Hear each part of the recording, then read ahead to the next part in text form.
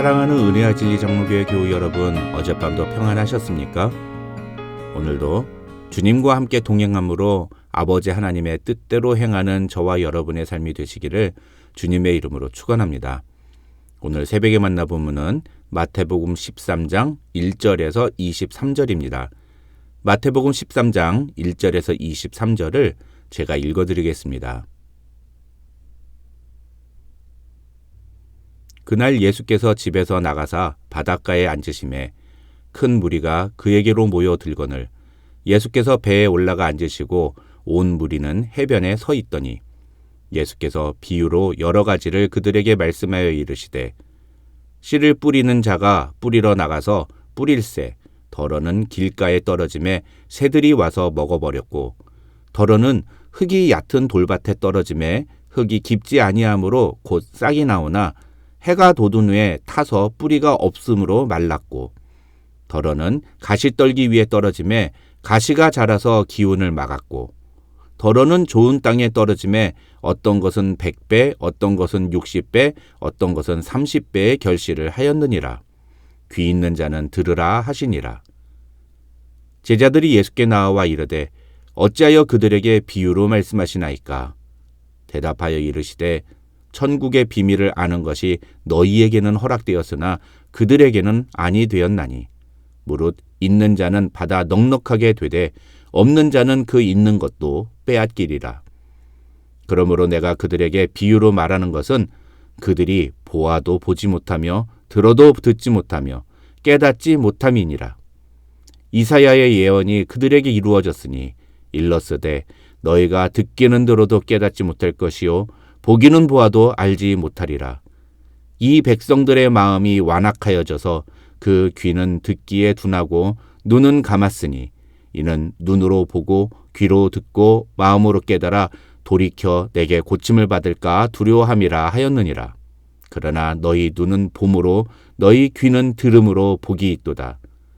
내가 진실로 너희에게 이르노니 많은 선지자와 의인이 너희가 보는 것들을 보고자 하여도 보지 못하였고 너희가 듣는 것들을 듣고자 하여도 듣지 못하였느니라. 그런즉 씨 뿌리는 비유를 들으라. 아무나 천국 말씀을 듣고 깨닫지 못할 때는 악한 자가 와서 그 마음에 뿌려진 것을 빼앗나니 이는 곧 길가에 뿌려진 자요. 돌밭에 뿌려졌다는 것은 말씀을 듣고 즉시 기쁨으로 받되 그 속에 뿌리가 없어 잠시 견디다가 말씀으로 말미암아 환난이나 박해가 일어날 때에는 곧 넘어지는 자요. 가시떨기에 뿌려졌다는 것은 말씀을 들으나 세상의 염려와 재물의 유혹에 말씀이 막혀 결실하지 못하는 자요.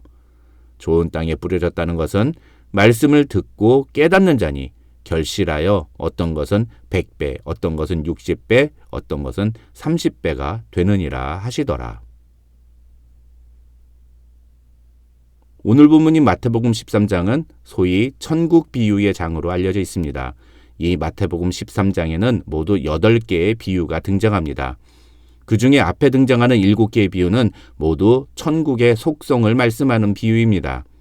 예수님은 처음에 말씀하신 씨 뿌리는 비유를 제외한 나머지 6가지 비유를 천국은 이라는 표현을 사용하심으로써 이 비유를 통해 제시하려는 메시지가 무엇인지를 분명하게 드러내십니다. 그 중에 오늘은 먼저 1절로 23절에서 예수님이 말씀하시는 씨 뿌리는 비유와 그 의미에 대해 살펴보겠습니다. 그런데 이 비유와 관련해서 예수님은 18절로 23절에서 이 비유의 의미가 무엇인지를 분명하게 말씀하심으로써 다른 식으로 이 비유를 해석하는 것을 막으십니다. 그래서 우리는 이 씨 뿌리는 비유를 예수님이 말씀하신 그대로 이해해야 합니다. 그렇다면 예수께서 이 씨 뿌리는 비유를 통해 우리에게 말씀하시려는 것은 무엇일까요? 그것은 천국, 즉 하나님의 나라는 마치 씨를 뿌리는 것과 같다는 것입니다. 그러면서 19절에서 예수님은 그 씨를 말씀으로 그리고 그 씨가 뿌려진 곳을 우리 인간의 마음이라고 분명하게 밝히셨습니다. 그러니까 씨를 뿌렸다는 것은 말씀을 전했다는 것이고 그 씨가 땅에서 어떤 결과를 맺었느냐는 그 말씀을 들은 사람이 어떤 모습을 보여주었느냐를 의미합니다. 그런데 문제는 무엇입니까? 똑같은 씨, 똑같은 말씀을 들었는데 사람마다 그 결과가 달랐다는 것입니다. 4절부터 8절에서 예수님은 그것을 4가지 상황으로 설명하십니다. 첫째는 길가에 씨가 뿌려진 상황입니다.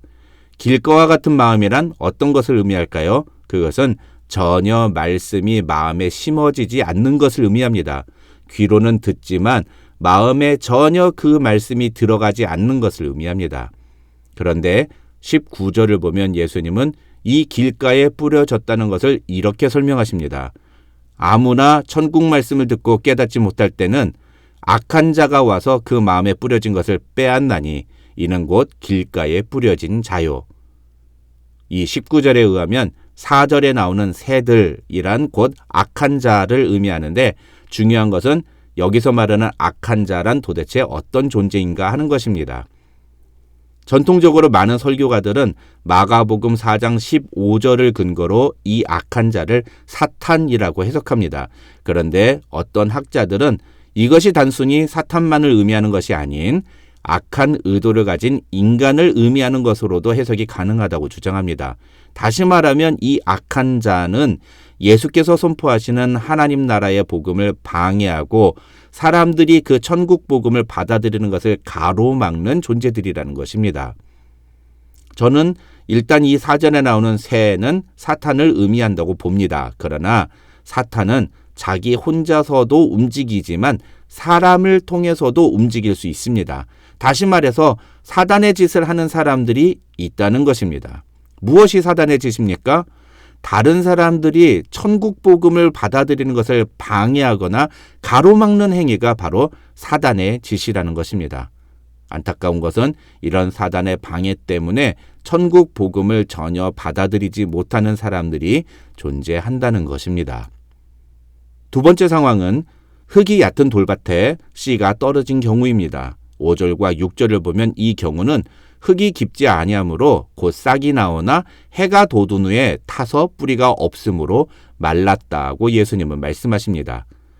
20절과 21절에서 예수님은 이런 자들은 말씀을 듣고 즉시 기쁨으로 받지만 말씀으로 인하여 환난이나 박해가 일어날 때에는 곧 넘어지는 자들이라고 말씀하십니다.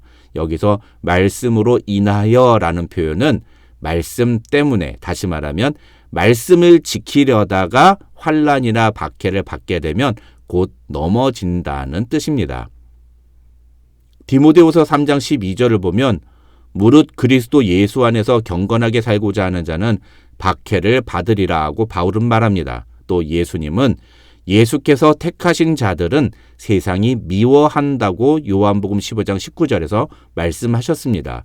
다시 말해서 우리가 말씀을 듣고 그 말씀대로 살려면 고난과 핍박을 반드시 받을 수밖에 없다는 것을 각오해야 한다는 것입니다. 그런데 그런 고난과 핍박 때문에 믿음을 저버리는 자들은 돌밭과도 같은 사람들이라고 예수님은 말씀하시는 것입니다. 세 번째 상황은 씨가 가시떨기 위에 떨어진 것입니다. 7절에서 예수님은 덜어는 가시떨기 위에 떨어짐에 가시가 자라서 기운을 막았다고 말씀하시면서 그것의 의미를 22절에서 말씀을 들으나 세상의 염려와 재물의 유혹에 말씀이 막혀 결실하지 못하는 것이라고 설명하셨습니다. 그런데 이 22절을 한글 성경으로 읽으면 세상의 염려와 재물의 유혹 때문에 결실을 하지 못하는 것으로 이해되지만 헬라어 성경에서는 뉘앙스가 조금 다릅니다. 헬라어 성경을 원어 그대로 직역하면 말씀을 들으나 세상의 염려와 물질의 속임수가 그 말씀이 자라나 결실을 맺지 못하도록 질식시켜서 결실하지 못하는 자라고 번역할 수 있습니다.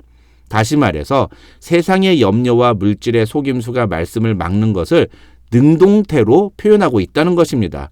그런데 이것은 곧 인간이 자신의 의지로 말씀의 결실을 맺는 것을 거부하는 태도를 의미한다고 학자들은 설명합니다. 좀 더 쉽게 설명하면 이 가시떨기에 떨어진 씨앗의 비유는 어쩔 수 없는 상황 때문에 말씀이 결실을 맺지 못하는 것이 아니라 인간이 스스로 세상에 대한 염려나 물질에 대한 생각으로 말씀대로 사는 것을 거부하는 모습을 지적하시는 예화라는 것입니다. 이 세 가지 상황의 공통점은 결국 말씀의 씨앗이 열매로 이어지지 못했다는 것입니다. 씨앗이 길가에 떨어진 것과 같은 사람은 아예 말씀이 그 마음에 심어지지 않았습니다. 그러나 돌밭과도 같은 사람이나 가시떨기와도 같은 사람은 말씀을 받았습니다. 문제는 말씀을 받기는 했으나 그것이 열매로 이어지지 않았다는 것입니다. 그것이 이 비유의 핵심입니다.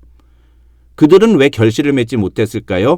15절에서 예수님은 그 이유를 이 백성들의 마음이 완악하여져서 그 귀는 듣기에 둔하고 눈은 감았으니 라고 설명하십니다. 즉 말씀 때문에 자신들에게 어려움이 닥치거나 또는 세상의 염려와 재물의 유혹 때문에 말씀을 듣지 않는 것은 그들 스스로 마음이 완악하여져서 영의 눈과 귀를 닫아버린 것이라는 말씀입니다. 그런 점에서 마지막 좋은 땅에 떨어져 100배, 60배, 30배의 결실을 맺은 밭과 같은 사람은 결국 말씀을 듣고 그 말씀의 의미를 깨닫고 그 말씀대로 순종함으로 열매를 맺는 자라고 할 수 있습니다. 예수님은 그렇게 말씀의 결실을 맺는 것을 가리켜 11절에서 천국의 비밀을 아는 것이라고 표현하시면서 16절에서는 너희의 눈은 봄으로 너희 귀는 들음으로 복이 있도다라고 말씀하십니다. 다시 말하면 하나님의 나라는 하나님의 말씀대로 순종함으로 그 삶에서 놀라운 말씀의 열매를 결실하는 것과 같다는 뜻이고, 이런 결실을 통해 하나님 나라의 백성이 되는 너희는 복이 있는 자다, 이렇게 말씀하시는 것입니다. 유대인들은 하나님의 나라는 메시아가 오셔서 자신들, 즉 이스라엘을 로마의 압제에서 구원함으로 임한다고 믿었습니다. 그래서 유대인들이 기다렸던 메시아는 다분히 정치적인 지도자의 모습을 한 메시아였습니다. 그러나 예수님은 오늘 비유를 통해서 하나님의 나라는 그렇게 임하는 것이 아니다. 하나님의 나라는 너희가 천국 복음에 어떻게 반응하느냐에 의해서 결정된다. 너희가 선포된 하나님의 말씀을 마음에 받아들이고 그 말씀을 따라 순종함으로 결실을 맺게 되면 그때 하나님의 나라는 너희 안에 임하게 된다. 그러나 어떤 이유로든 말씀이 결실로 이어지지 않으면 하나님의 나라는 너희와 상관이 없다. 이런 말씀을 하고 계시는 것입니다. 이 비유를 통해 오늘 하루 우리는 과연 하나님의 말씀에 대해 어떤 반응을 보이고 있는지 우리 자신을 돌아보는 이 아침이 되었으면 좋겠습니다.